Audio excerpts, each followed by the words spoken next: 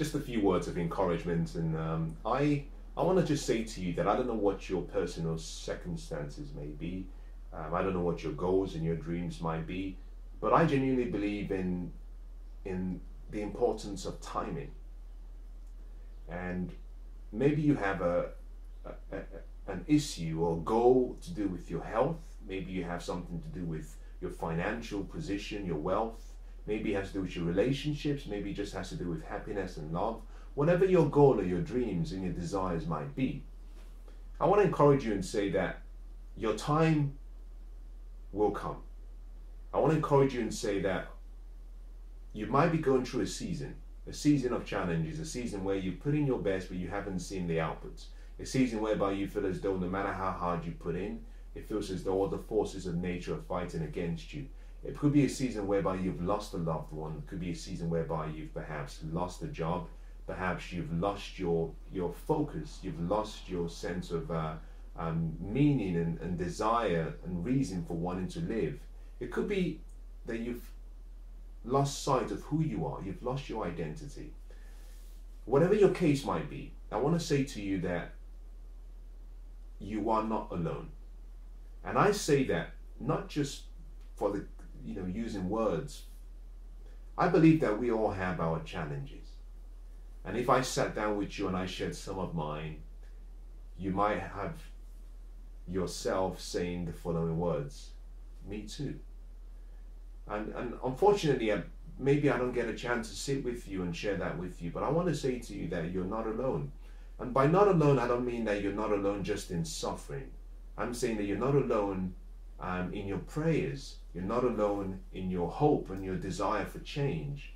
I believe that there are so many ways and there's so many paths through which life can help us fulfill and achieve what we want. And there are some times when things may not work the way we want it to be, and there might be times when we do not understand why things are happening.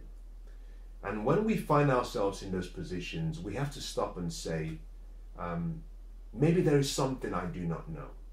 Now, this is my personal belief and my personal thoughts I'm going to share with you. There have been times in my life when I have hoped for something. I've worked hard for it. I've given everything I could, and I've done well. And I've been good. I've been faithful. I've been kind, and I've been obedient. Been obedient to the laws and the principles of life, the laws of using my mental faculty to pursue my dreams and goals without violating the rules and the opportunities of other people. And I've still not achieved what I wanted. And then in so many cases, especially over the last few years, I came to the understanding that, God's delays are not God's denials. That you've asked for something, it doesn't mean that it must happen when you've asked for it. I believe that timing is important. Just the same way that if you were to walk up to a 7-year-old child and you gave him a car keys or the car keys to an Aston Martin, he can get in that car and that car will kill him. The same child, if you were to wait for a number of years until he became perhaps an adult, you gave him that same car, that car can take him from one place to another. In actual fact, that car can make him feel more significant in life. Same car, different timing. And so I believe that there are times when we want things to happen in our life, but life, nature, God, whatever you choose to call it, looks at you and says, the timing is not right. If I give you what you want, it would add more pain. It would take away the opportunity for you to grow. It would take away the opportunity for you to learn. If I give you what you want, you will not become who you were born to be. If I stop what happened, if I were to have stopped what happened, then you wouldn't grow into becoming the great person that you're about to become. You see, we live in a life where there's so many things we cannot see. And I believe that there is some level of infinite intelligence that supports life. And that infinite intelligence exists in what we call eternity, which means that there is no beginning and there is no end. And therefore, what we go through in time has already been seen in eternity. But we in time cannot see it. And so I've come to the realization, but also I've come to the decision to accept that sometimes God's delays are not God's denials. And I've come to the agreement that I would have it no other way but at the right time. So let me encourage you to focus from today on having your dreams or having your desires met at the right time. If you look at lottery winners, as a case in point, one of the things you observe is that someone who wins hundreds of £1,000,000 within a 24-month period is worse off than they were before they won the money. And part of that is simply because there is a stage you have to go through. You see, there is a before a mother can take a seed in her womb and produce a child, she has to go through a period of roughly about 280 days. In that period, she has to incubate. It's called the gestation incubation period. And that is the time frame needed for all of the various parts of the baby, the nerves, the veins, the blood, the heart, the lungs, to be developed enough for the baby to be born and be able to survive. If the baby is born too early, it's a premature baby, and in most cases the life of the baby is threatened. And sometimes we're trying to get life to give us something too early. And life is saying there is a gestation and incubation period. The baby is not ready. Be patient. And so what I want to encourage you today is just on the word timing and the importance of just recognizing that the time may not be right, but I can promise you, when the time is right, your dreams and goals, those desires, if it's right for you, because sometimes we ask for things that are not right for us. We want them badly, but they are not right for us. Because we haven't developed the character, just like the lottery winners. The reason they lose all that money is because they hadn't developed the character, the behavior, they hadn't developed the attitude, the self-concept, the level of management and responsibility needed to be able to support that pressure. And sometimes if the pressure is too much, we crumble. And so whatever you might be going through, I just want to say to you that you're not alone. And I believe that you have more strength in you than you might believe you do.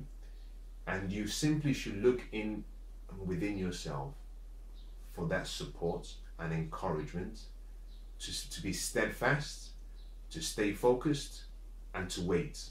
And whilst you're waiting, let me give you a principle that has changed my life. A number of months ago, I went through a very challenging period. I had a number of business activities and transactions that I had hoped would have come to fruition. I did everything right. Did everything completely right. Everything I did right. And I was optimistic and I was hopeful. But I was in desperation for that to be successful. I laid the seed in the soil, I watered the soil, I planted, I waited. And nothing happened according to my timing. And I got to a point where I was very desperate. You know, I'd lost so many months had gone by, and I was now at critical stage. It was a make or break. I'd gone to the point where I was within a few days from the break point. Done everything I could. And then suddenly one day it hit me that there was a reason why I hadn't achieved my goal. It was so simple, that it almost put a tear in my eye. It was so simple. You know, I had done everything I could do. I had prayed about it. I had used my mind. I had visualized. And let me explain this in the concept of a child and a mother. I want you to imagine a mother with a child, a beautiful young child.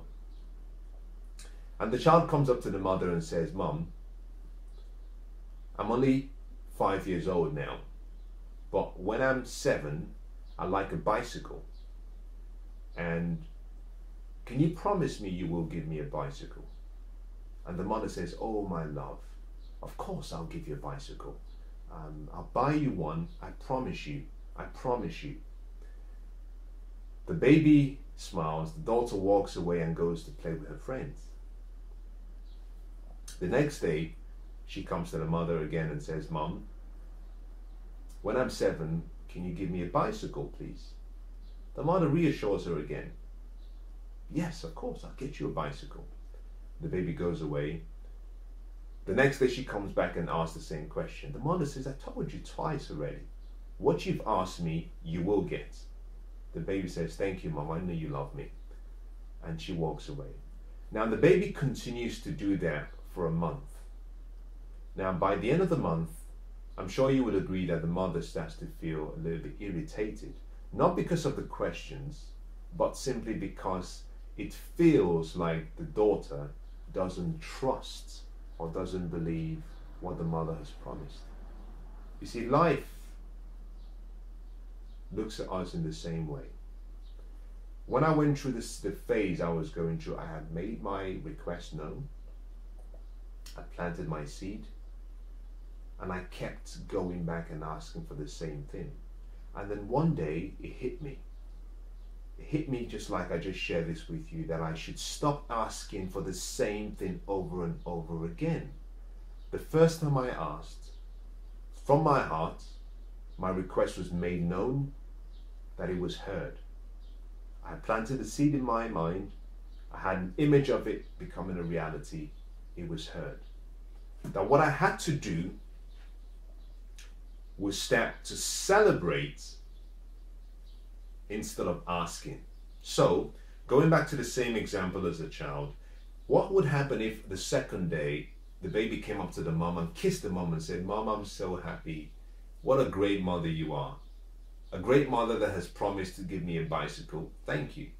What happens if the third day the baby comes back and says, "Mom, I'm really thankful that you're going to give me a bike. You're a great mom, I know you can do it, and I'm looking forward to it.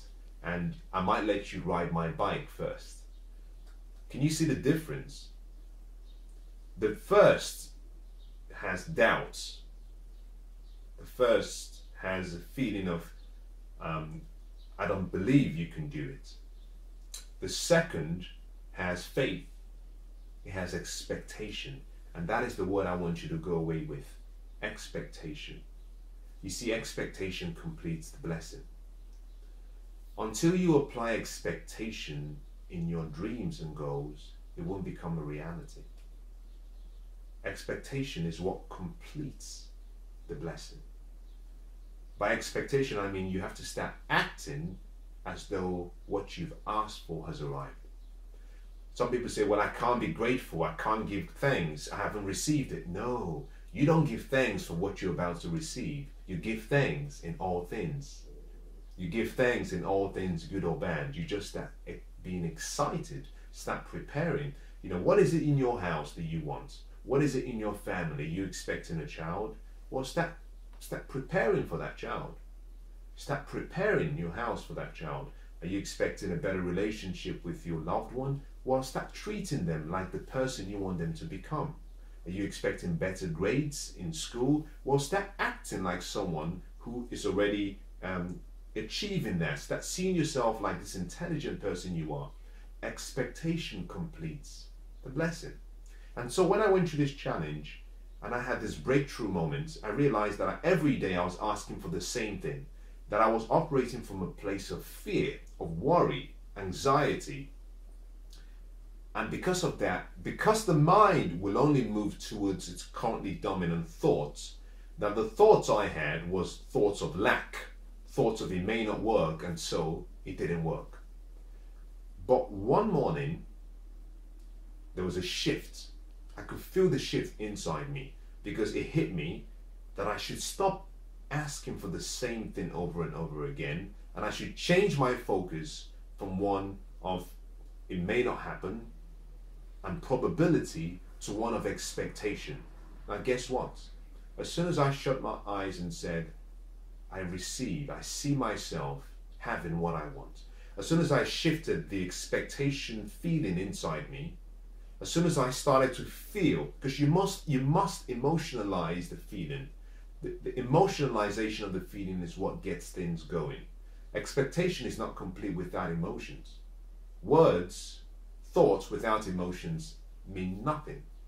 As soon as I started to emotionalize everything, within a few hours, and I mean within a few hours, there was a change. Within a few hours, I received a call. It was crazy. It was so crazy that I thought this was a joke. I moved from a place of fear into a place of faith, but then I moved beyond the place of faith into expectation. And to compound the whole process, I just started saying thank you. I just started giving thanks. I started giving gratitude as though it had already been achieved. And I think that was the breakthrough moment for me. And so I shared that experience with you simply because I want you to start seeing yourself in a better place. Whatever condition, whatever challenge you might be going through, wherever you find yourself, if you can combine faith, expectation, and gratitude, ooh, that's a cocktail right there. I believe if you can do all three, your dreams will occur, but also it would change your focus. Now, it doesn't mean it will happen immediately. It would happen at the right time. Timing is important, but even if there is a delay, what happens is that wherever your focus goes, and if your focus goes towards appreciation, expectation, and faith and gratitude, wherever your focus goes, your energy goes.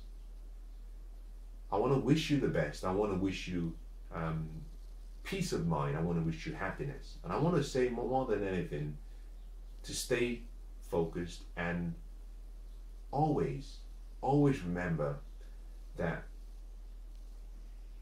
the greatness you have in you is seeking for fuller expression. And if there is something you've asked for to help you fulfill your dreams and goals, life will give it to you. But life will hold it back from you if the timing is wrong, because life cares so much about you that it doesn't want to see you fall down the wayside like a lot of the lottery winners do. Life might delay to help you build those muscles, emotional, mental, psychological, spiritual, physical, so that you can then bear on your shoulders the gifts when it arrives. I want to wish you the best of luck. God bless.